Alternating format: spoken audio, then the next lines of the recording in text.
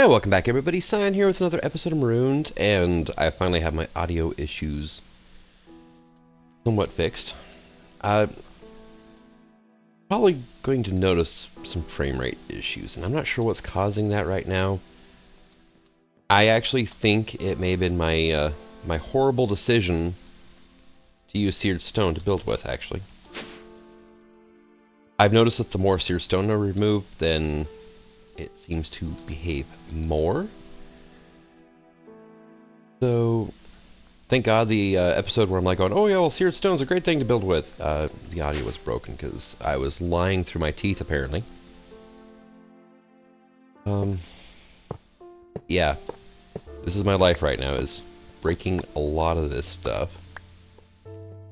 And I don't really care if it goes away or not, because I'm not going to be building a ton of smelteries.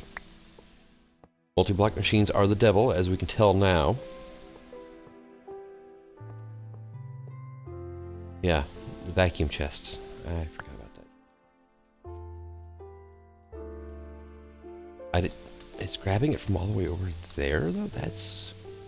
Oh no, this one's swinging it by here, and this one picks it up and brings it over here. So this whole room here actually is... I did this all on camera, and then after I was done, I realized... crap. I had no audio. So that is gone. That episode does not exist. The one where I built this, which is a good thing, because it took me a lot longer than I am prepared to admit. Actually, no, I'll admit it. Yeah, actually, it ended up taking me cheesecake while I'm waiting. I recorded one episode of me trying to build this setup and failing, which was about 45 minutes long. And then I said, screw it, scrap the episode. I ripped everything out. I'm like, I can do it again, and I can do it better. And it only took me another 50 minutes. So, but it looks like a bit of a mess. It's actually as compact as I cared to get it at that point in time. So, let's go here. Actually, let's go up one more level. Elevators. They're awesome. So, what do we have going on here? We have a bunch of crucibles. We've got 9 of them here. All producing lava from Netherrack. Netherrack is 4 times more efficient than cobblestone at producing lava. I have an effectively unlimited source of it. I just need to go grab it once in a while. But at the same time, I have 2,854 Netherrack here. Since I've hooked up the system, I think I've used 200 of it? Maybe? Probably not even that. But so it feeds in through here, transfer node, boom, into here. Now, I was going to use retrieval nodes, but somebody, not to name names, but you know who you are, changed the recipe for Eyes of Ender to completely screw things up. So retrieval nodes are not a thing. And the reason they're not a thing is I can't build a QED without a lot of work. Now, the QED, I could build a retrieval node, which means I would then have, instead of having to use all these pipes, I could be using these transfer pipes with one node here on this tank. All right, nice, clean, simple. And what a retrieval node would do would, instead of piping out of, like, say having a node on each one of these, which I could do, but it would be a little spendy, but I could do it. A retrieval node will simply go, okay, well, I'm looking for liquids. And it'll look through the pipes it has access to, which would have been like these. And it would pull liquids from these inventories and put them into this inventory. Oh wow, that thing breaks really quick with a fist. Be careful. Oh yeah. Yeah. Yeah, let's not do that. I mean, this thing would take forever. That, surprisingly not. Although that may be so you can actually clear the inventory out of the tank. I don't know. Look into that later. But, so instead I had to kind of tech up until I had access to alloy smelters, so I can make clear glass, or very clear glass, I'm sorry. So I can make fluid conduits. These are the horrible ones, the base ones, pretty much. Without getting into fused quartz, and then also into vibrant alloy ingots, and yeah.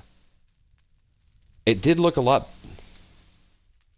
better, although very boring because everything was this, right? But I mean, I even had conduit facades and the whole 9 yards, made it look nice and pretty. And then I noticed the more of this crap I put down, the worse my frames got. And what it is the tooltip for the seared stone, right? I have right here, says safe for decoration. They lie. Decoration, actually, probably fine for decoration. However, if you take their safe for decoration and you go, oh, well, then I guess I can use it for, say, building with. Yeah, no, don't. It is multi-block parts, and as such, it will constantly try to see if it's part of a multi-block structure, which is not a problem until you have a couple thousand of it constantly asking, the server, hey, am I a thing? The server goes, no. And it goes, okay. And then like 2 or 3 ticks later, it goes, hey, am I a thing? And the server goes, no, you're not a thing. And yeah, it's a lot of hassle and a lot of pain in the butt. So yeah. Now these are the interfluid conduits. These are the good ones. And it's coming out of this drain right here, which doesn't matter what drain or level the drain is on. It will pull from the smelter even if it's way above the level of the fluid. So that's not an issue. A little strange, but not an issue. But interfluid conduit, boom, into a hardened portable tank. This is set to in and out down here because it didn't really make a difference anyway. But interfluid conduits are great because they can transport multiple fluids at the same time through the same pipe. Because they don't actually transfer the fluid, they actually teleport it from this point to this point, with no time taken in between, A and B. But it's putting it into here for a buffer because, well, it seems to actually work a little faster having this buffer right here. It can dump like a couple buckets worth of molten metal into here, which will then progress through here in its own pace. And as such, I now have a bunch of iron, some tin, copper, a little bit of lead, silver, some gold, a blank cast made by accident. Got aluminum, got a whole bunch of seared stone, which is going to get sent in the trash can. The controller is here because it does actually help with lag a bit. Because it doesn't try to make this entire structure into a gigantic smeltery, even though it's not supposed to even try, but it does. But all that was to tell you that making lava here goes to this tank auto outputs to a magmatic dynamo, which then feeds power into this system, sending it down. At the same time, we have transfer node, making cobblestone, right? You got your lava under a piece of glass. I don't step in it by accident. Again, I have done that before, and it's painfully humiliating, and thank God I could get out in time. And then water here, cobblestone here, boom, auto creates it. Goes to this barrel, 64 stacks, which this is just, again, crap. No, man, it already filled it up. Dang it. All right, well, let's come over here. Control Q. Throws the whole stack out. Control Q, handy shortcut. But item conduit, pulls it out, sends it straight down. There is a facade right there, which I need to get rid of. Thank you.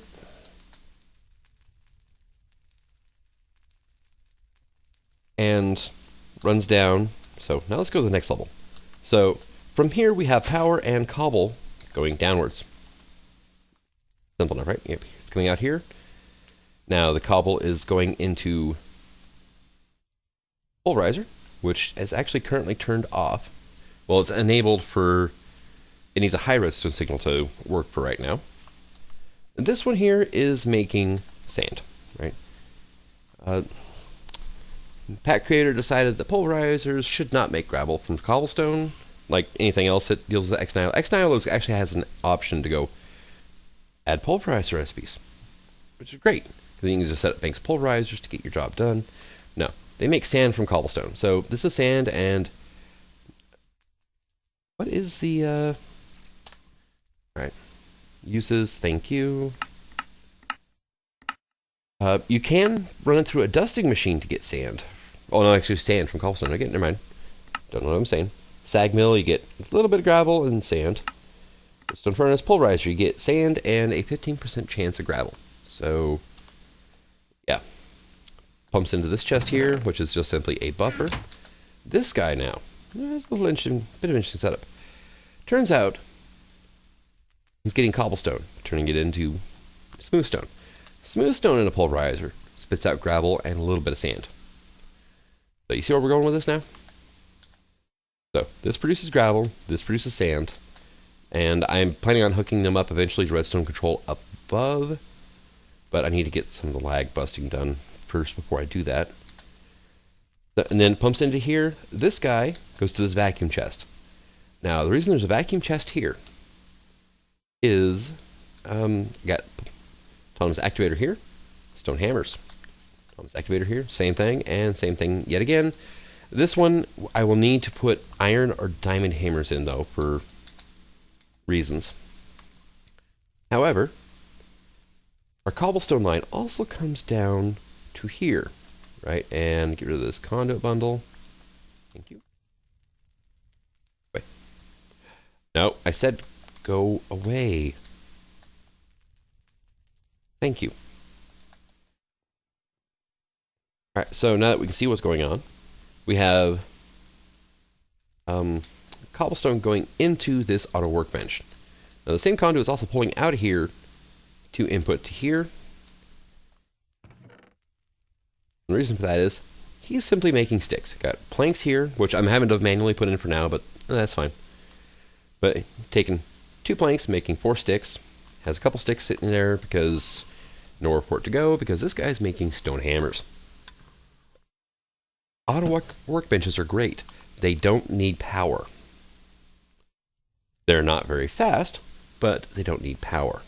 So you can set it down, feed items into it, pull the items out, which is, boom, stone hammers, and forget about it. You never have to worry about it again, which could be a bad thing if they start overproducing.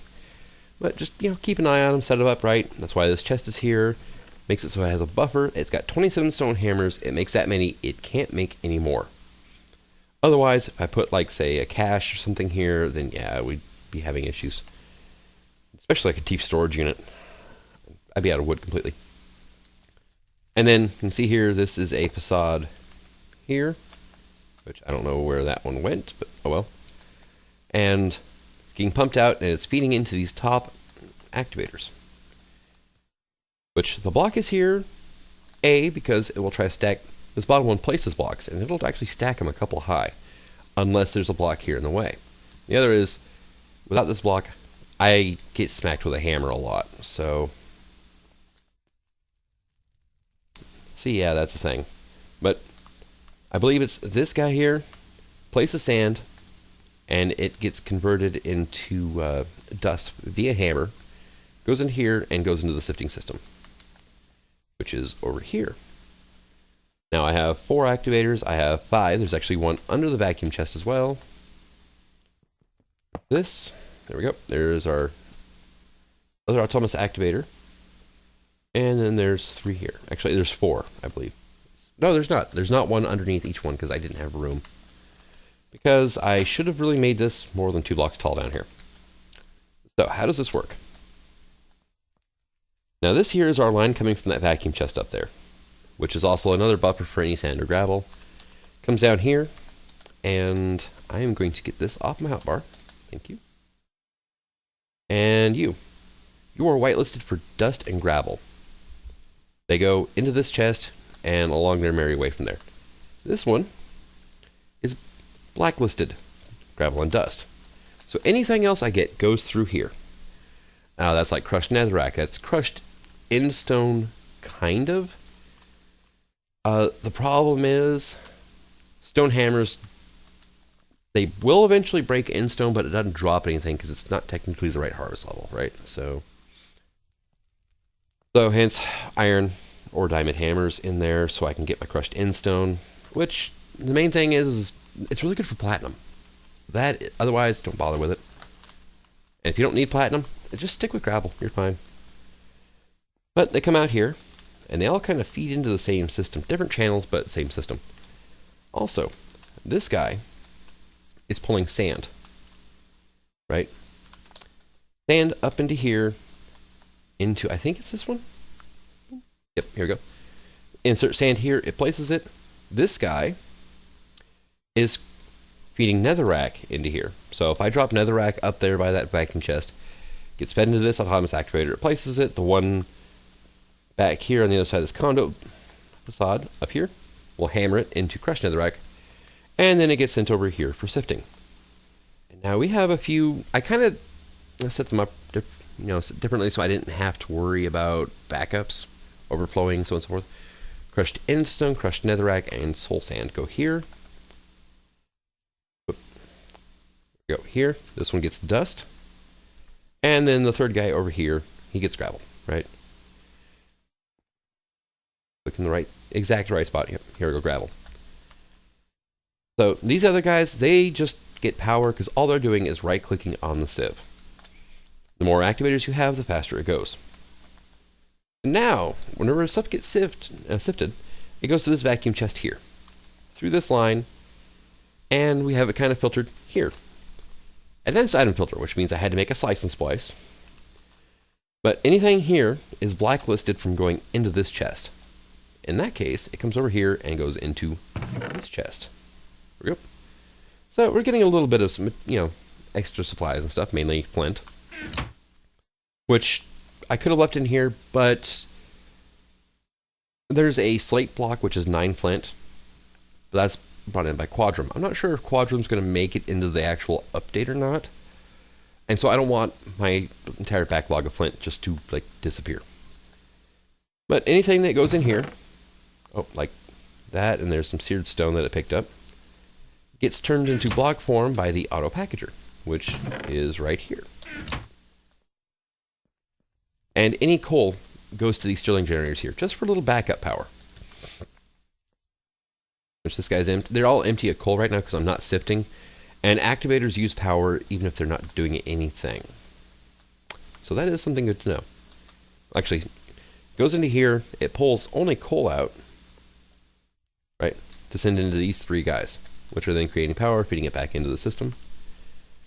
Or, well, actually, as well. Now, any block form items go here and get sent straight up. And up into, this is actually a facade right here, thank you, into the controller, where it auto cooks everything down, auto casts it into ingot form, and drops it into here. Now, this system is actually fast enough for the most part to avoid making accidental alloys. For the most part. I mean, it's not the greatest, but, it has happened a couple times. Hence, I have a bronze here. I use the rest up, but I did make bronze by accident one time. It's it's bronze. I can use bronze. But so that is my sifting smelting setup, and it's working okay, I guess you could say. But I'm not all that happy with it, so I'm going into the mining laser route as soon as I can because each sifter throws off 500 or 600 particles when it's running. And these are particles you cannot turn off. Which is cool when you have 1. I got 3 down there. That plus everything else, and I turn it on and I watch my frame rate just go and I can't record. So and bloop, give her some smooth stone or seared stone. This is my barrel of XP, or the drum of XP. Pretty simple, just XP drain on top, stand on top of here. And, oh yeah, it doesn't matter. I can't really get it out easily, but I can pipe it into an open blocks tank and then right-click that tank. And every time I right-click, I get a level. So, but I got kind of tired of losing a bunch of XP whenever I'd really just do something stupid and die. So, yeah, I started storing it away. Because I've not died a lot, but I usually die in a bad way that just kind of screws everything up. This was that slime island that was over there. Now it is my garden island. Gardens will spread across, slimy grass. A word of warning, slimy grass will also spread onto regular dirt. It doesn't convert the block underneath, but things like sugarcane down there won't grow on it. They just pop right off. Tree saplings pop off too whenever they kind of get a growth tick. You don't get regular flowers. You can grow slimy trees on it, which is cool. But you can also spread gardens. That's the important part. So now when I need anything, I just go down there, break a few. And I've been running them through and kind of spreading them out as much as I can. That way it's not just relegated to like one little cluster. The whole platform is now lit up, so it's not an issue at all. Get some water going here. This is my food filing cabinet, right? Extra utilities. I like the new design. The copper looks kind of nice.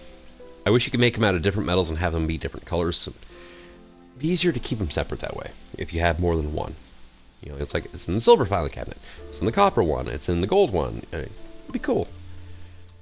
But, you know, it's kind of not possible right now because the developer of that mod has already moved on to doing 110 and pretty soon 111 stuff.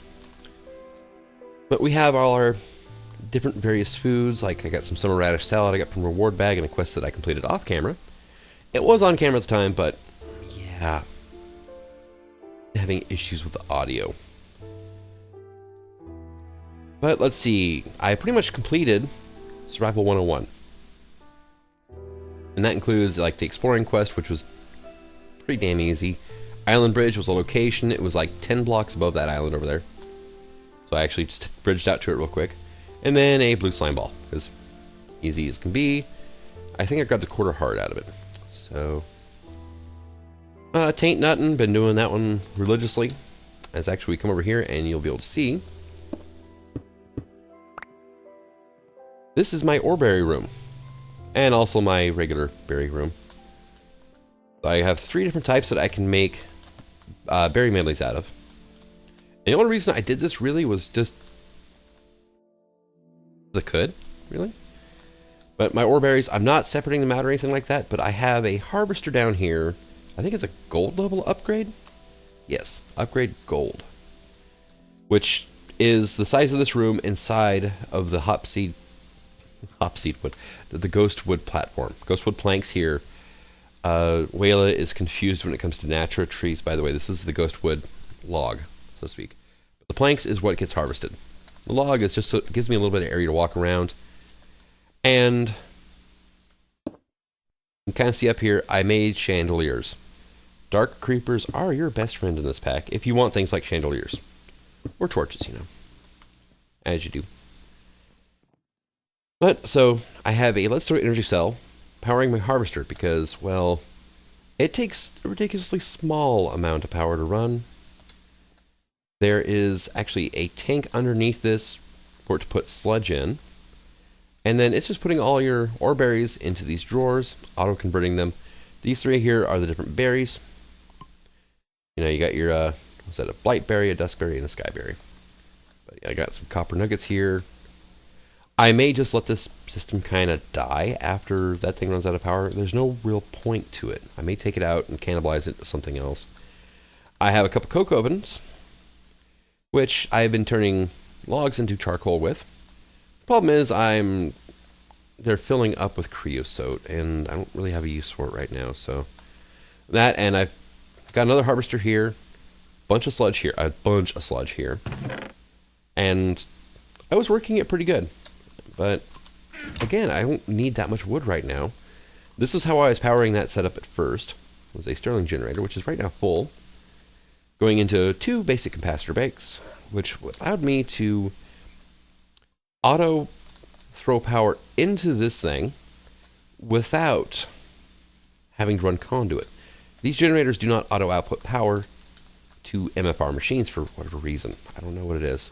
It's config or something somewhere. But I could get it to auto output power into a capacitor bank, which will auto output power into the harvest. I don't know. Same mod, different interactions. But I have a painting machine from Facades, which I am going to put in there so I can repaint them later. Got my alloy smelter, and I have my slice and splice with a dark axe because regular axes break in one go. So, voila. I'm getting rid of these slab platforms because the map does not like them as slabs. It likes them as full blocks, but I can't turn them back into full blocks. I am making myself some moss, because why not? That is... Let's go look at that. I actually completed that off camera. Actually off camera, not in a lost episode. And I'm kind of sort of trying to think of how to use this. It's basically a convoluted bedrock box. It's not smooth inside. There's no way to get, except for the hole in the top, to get out of there. So it's not like I could turn it into a mob farm either. This is just, it's a pain. I think I found a couple basic reward bags in here, and that was not much else of note, really. Seared stone is to keep this stuff from spilling everywhere. But we have spawners. We got bat, spider. Then, come on. Dang it. Cave spider. Let's see. Yep. Zombie. This is a drying rack with a reward bag hanging on it. And there's a magma cube one around here somewhere too. It actually may be hidden where I can't get to it. And there's a drying rack there with a candle on it. And I quit glitching into the blocks. Thank you. Yeah, somewhere around here is a magma cube spawner, because while I was building a little platform out here, I was having magma cube spawn. Actually, I think I know where it's at. Oh, look, it's raining. Okay. Here we go. I think it's in my ender pouch. No, it's not. So I have no idea where it's actually at. I was trying to use block placers for my setup. They require a redstone signal to be sent to them, though. Autonomous activators just do it. So it was either, okay, I give these guys a little bit of power, or I set up a redstone clock, because we don't have any mods that actually add a good timer. We don't have, like, what was it, blue wire or whatever it is. We don't have RF tools, would be another one. Project Blue and Project Red, those are the two. There's two separate ones there, but they both do similar things. They're both ports of the original Project Red. That mod developer decided that, nope, I'm done. I want to make a standalone game instead of Minecraft, so instead of Minecraft mods. These are, you turn in 3 oreberry bushes and you get your choice of 2. So, with aluminum, I guess, and let's go with gold. That gets me some more food as well. And rain, go away.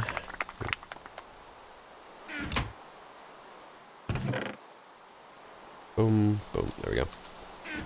Those away.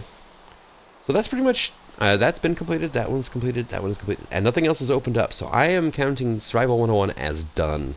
Unless something else magically shows up later. Now the fun stuff here. So I still do need to make a mattock. I haven't even gotten around to that. I need to make a luggage, which is a little on the complicated side to make. But I had some kill quests to open up. So it was spider skeleton, magma cube creeper, zombie cave spider. Well, hell, I wonder where I found all those. So that one was actually really easy, and it's choice between 2 sandwiches or a reward bag. I'm taking the bag. I'm curious to see what's in them. And so I completed these 2, and it unlocked, or the other way around. No, I did this one, and it opened up grass gardens, berry gardens. This was 6 of each. This was 6 of each. So turn that in, call it good. That unlocks Survivor Reviver. Completes challenge, see reputation soar to new heights. Previously only mentioned in hushed tones at the gathering gloom of twilight, while others were busy scurrying to shelter before the horde descended upon them. Skeletons, a giant zombie, which that was just a matter of time waiting for one to show up. 20 magma cubes, that was a little bit of a pain, but actually 2 big ones and you're good. Creeper times 5, cave spider times 15, blue slime times 5, and again you got starfruit jelly, we got cranberry jelly, or reward bag. I'm going reward bag. And these guys, it's trees, and more trees, and More trees, and I don't want to sit down and make a spreadsheet on camera to find out what I do have, what I don't have, what I should get. I'll worry about that later. Progression... What was it? Yeah. Progression procession. I almost thought it was the other way around for a second. Twang! Make a bow. Yes, you can repair in your inventory using wood. So you have your own custom bow. The worn old bows the skeleton shop won't be much use to you. Combine them into a new bow swap here for an instant reward. You get some arrows or a quarter of a heart. I'm choosing the quarter of a heart because I don't need arrows. And trade and raid. Make the magnifying glass to get a sword. Now... Okay, I thought I was close enough to open that. I guess not. So we got this flint broadsword previously as a quest reward, right? So we take this guy and that. Nope. Like so. Alright. Alright, that's absolutely no help at all, was it? There we go. Over under. Magnifying glass from Railcraft. We go here, we turn that in and grab a cutlass. I'm probably not even going to use that because this thing, I like. Slimy, lifesteal, sharpness, smite, auto repair. I still have 4 modifiers remaining on this thing, and it can already one-hit everything but zombies. So, basic reward bag, I think that's the one I found over the other island. So, but I'm putting that flint cutlass away.